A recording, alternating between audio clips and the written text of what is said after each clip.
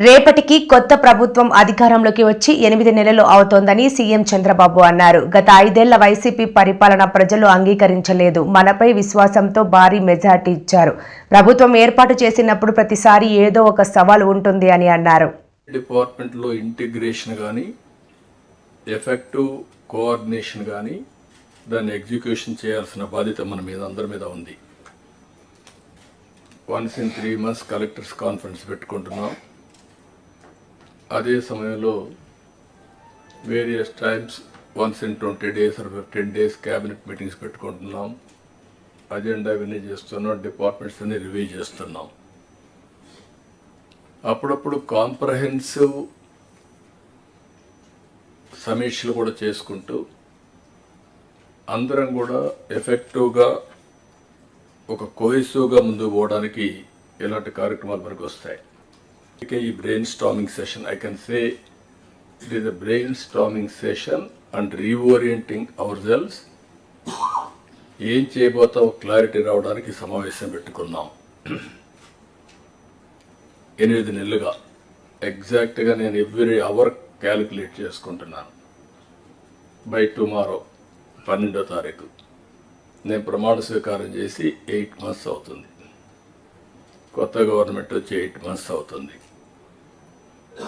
ఇచ్చిన తీర్పు కూడా మీరు చూస్తే ఒక హిస్టారికల్ మ్యాండేట్ ఇచ్చారు. ఇటీవల కాలంలో ఎప్పుడు కూడా ఇలాంటి మ్యాండేట్ రాలేదు. 93% స్ట్రైక్ రేట్.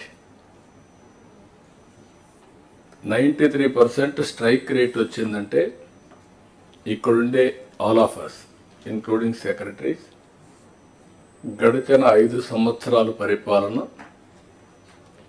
ప్రజలు యాక్సెప్ట్ చేయలేదు. అందుకనే టోటల్గా రిజెక్ట్ చేసి మళ్ళీ ఒక న్యూ హోప్స్ పెట్టుకొని ముందుకు వచ్చే పరిస్థితికి వచ్చారు. అయితే డిఫరెంట్ టైమ్స్ డిఫరెంట్ ఛాలెంజెస్ ఉన్నాయి, కానీ ఇన్ని ఛాలెంజెస్ ఎప్పుడూ రాలేదు.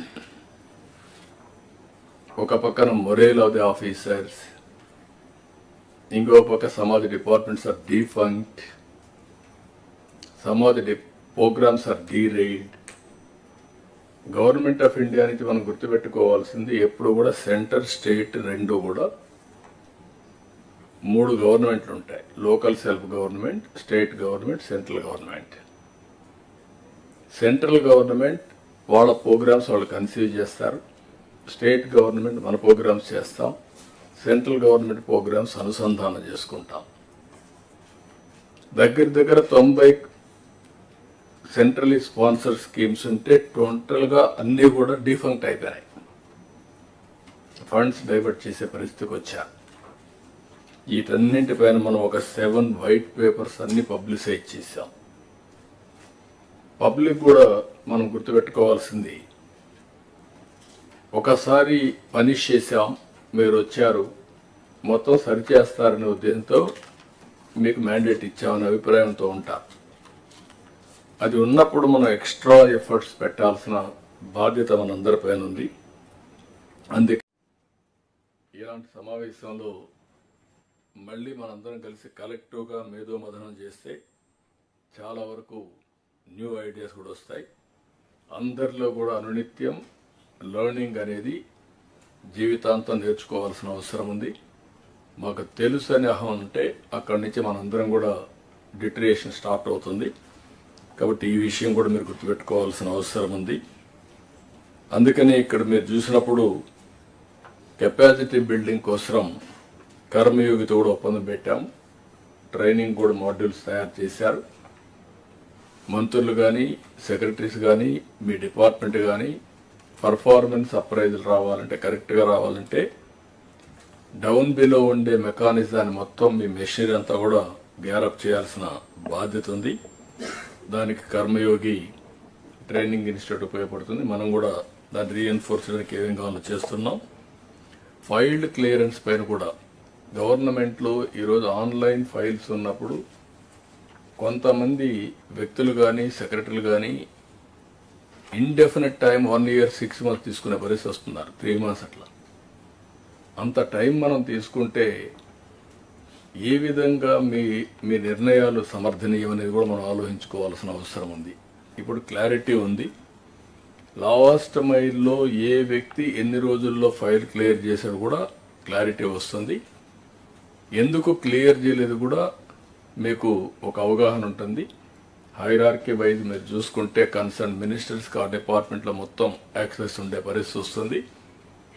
అదే సమయంలో కన్సర్న్ సెక్రటరీస్కి మీ డిపార్ట్మెంట్ అంతా ఉంటుంది.